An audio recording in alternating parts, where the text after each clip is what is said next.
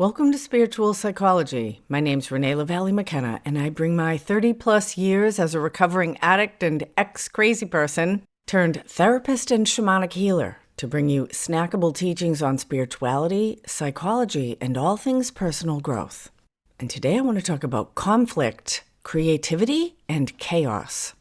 And first I want to talk about conflict. And developing a healthy relationship with conflict is extremely important in becoming an emotionally mature, fully functioning adult.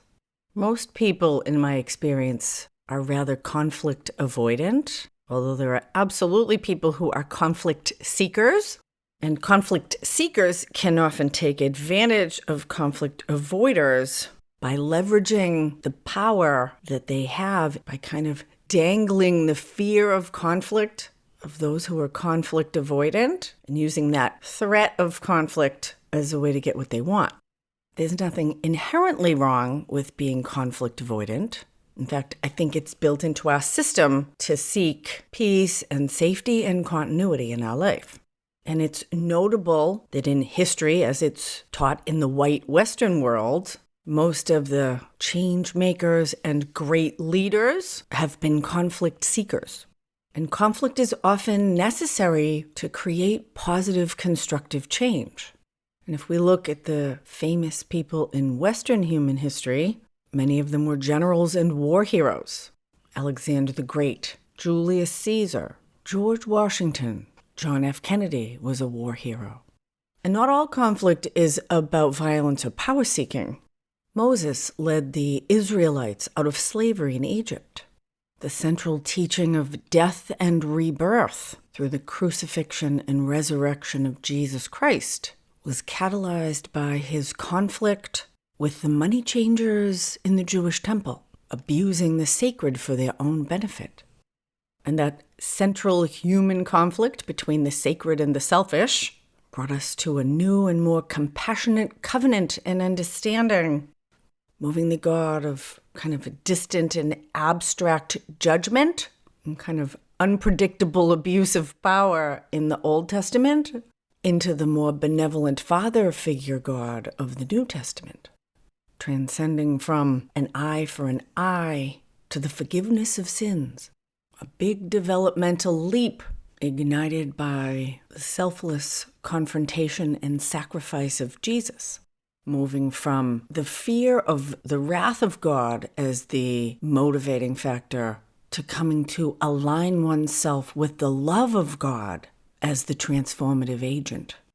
And both Mahatma Gandhi and Martin Luther King Jr. used this profound approach to conflict to catalyze massive social change. Gandhi and King both went to jail for their cause, peacefully. They preached nonviolence. In fact, Gandhi was able to organize millions and millions of Indian citizens and basically dissolve the British Empire, certainly its imperialism in India, which was horrible, racist, and extreme. And he did that often through hunger strikes, by being willing to give his own life to stop conflict. If you've never seen the movie Gandhi with Ben Kingsley, I encourage you to check it out.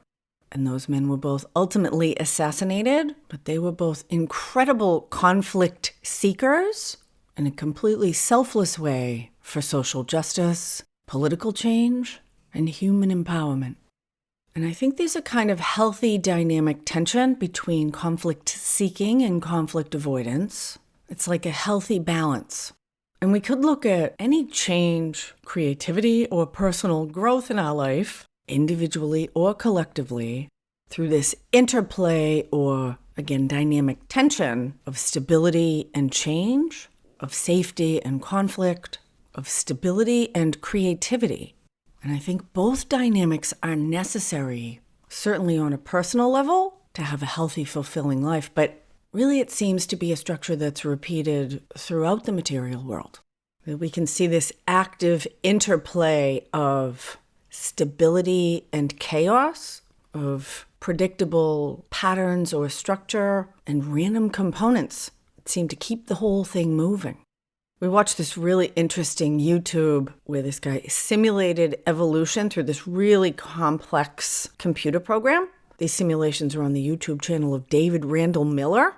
And he made all these random little dots and gave them each particular attributes where they could move around. He ran all these simulations. I'll put a link in the show notes. And he found that a random component was actually necessary for all of the little particles to actually continue to grow or learn and evolve. That if there was no random component, they would all get stuck. They would eventually find a pattern and just get stuck in it infinitely. And so he started adding in random components intermittently, and it changed the whole thing up. I don't know if that makes sense, but it was fascinating. And I know for myself in my own life, I can look back at all of the random components, many of which actually created conflict that changed the course and the direction of my life. We could see any change really as conflict. Now, conflict can be combat or competition, struggle or war, kind of two opposing forces clashing with each other. But two very different forces do not have to be in opposition. Opposition is a perspective. In art, when we look at color theory, complementary colors, colors that are on the opposite side of the color wheel, like green and red, yellow and purple, blue and orange, they're called complementary colors because they actually enhance the visual experience of each other. You can see it very clearly with black and white. When you put them next to each other, black makes the white look whiter and white makes the black look blacker.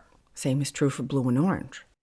And it's interesting in color theory, when you want to create shadow or mute a color, you mix its complementary color into it.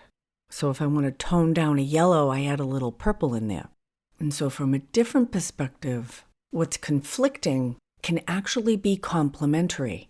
I know for myself, some of the best relationships that I've had, and certainly many of my business partnerships, have been with people that had a very different skill set than myself.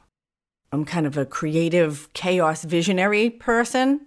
I suck at calendar, can change my mind on a dime, and often have so many ideas it can be a challenge picking which one to pursue. And it's been extremely helpful for me to have associates who are structured, organized, rule-following, like to read the fine print. You could shoot me before I'll ever read fine print. In fact, I'll rarely even read instructions. I just open it up, plug it in, let's see what happens. And then I go back and read the directions when it doesn't work. Or even better, try to manipulate one of my rule-following, instruction-reading people to do it for me, which they won't always do.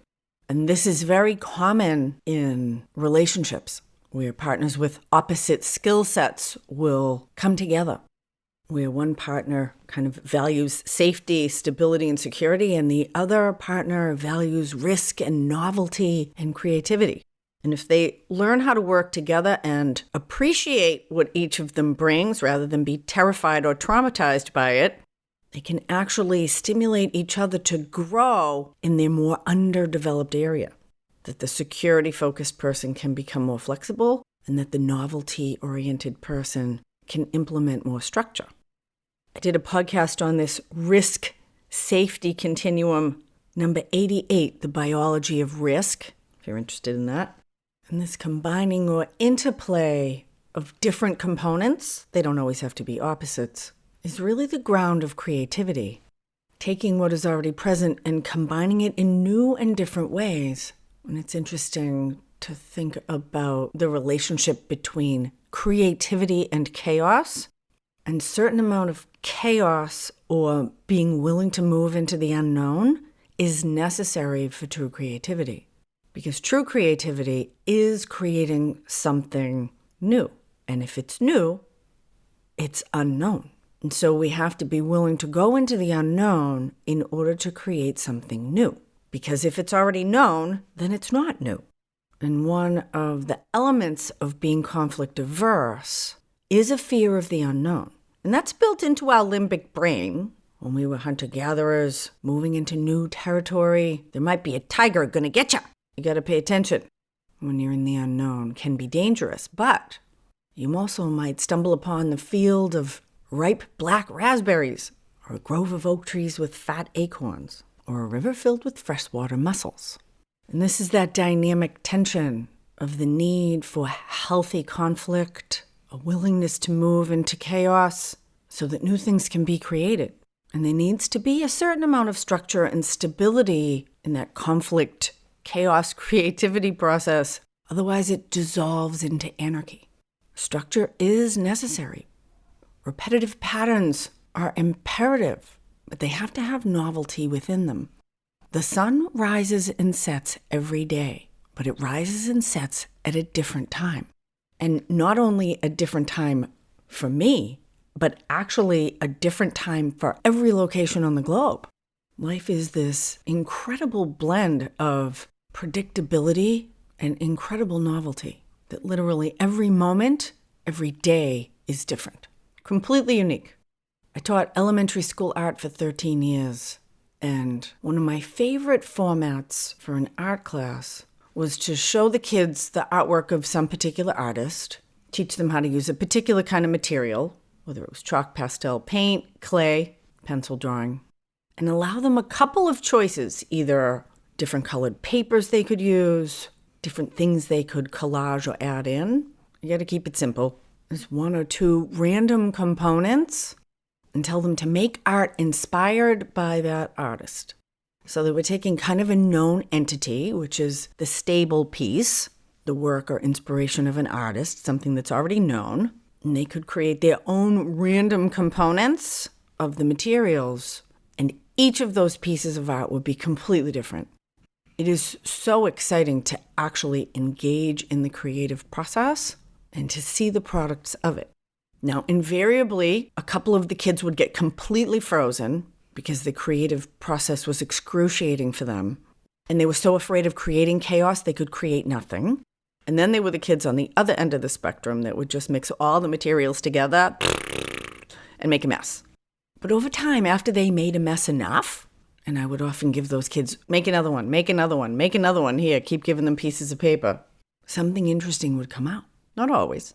So I encourage you to look at the areas of conflict in your life, internally, interpersonally, or your perception of the conflict, creativity, and chaos of the larger systems that we live in. And are you conflict avoidant, a conflict seeker, or a healthy mix of both? And how can we come to see the conflicts in our life as an opportunity for a complementary experience, like those colors I referred to? Where is conflict opportunity or a call to grow? Can we allow ourselves, like the hydrogen and the oxygen molecule, to come together and become water? And I do have to notice that there is a lot of hype about the conflict politically in America between the right and the left, between conservatives and liberals, Democrats and Republicans. It's very interesting that they are about 50-50 in our country. And from my perspective, that is an incredibly healthy, dynamic tension that actually makes this country great. That in general, conservatives lean on the side of structure, security, and stability, and liberals generally on the side of risk, novelty, and creating new systems.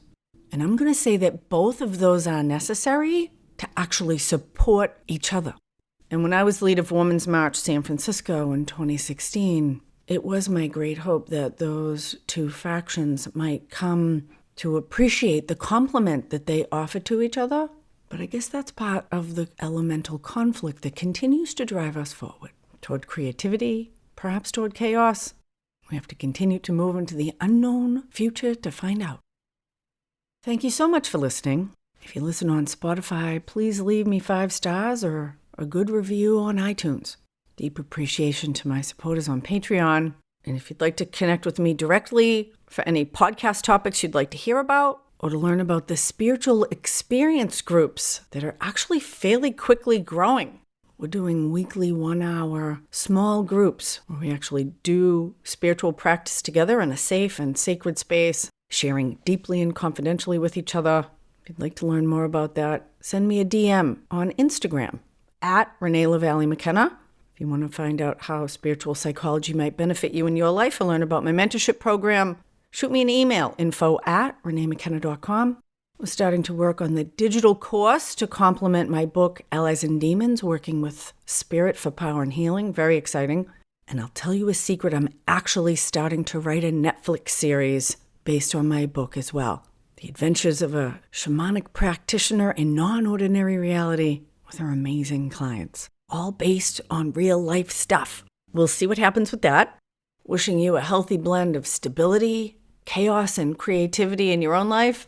Blessings on your path until we meet again. This is Renee LaValle McKenna for Spiritual Psychology.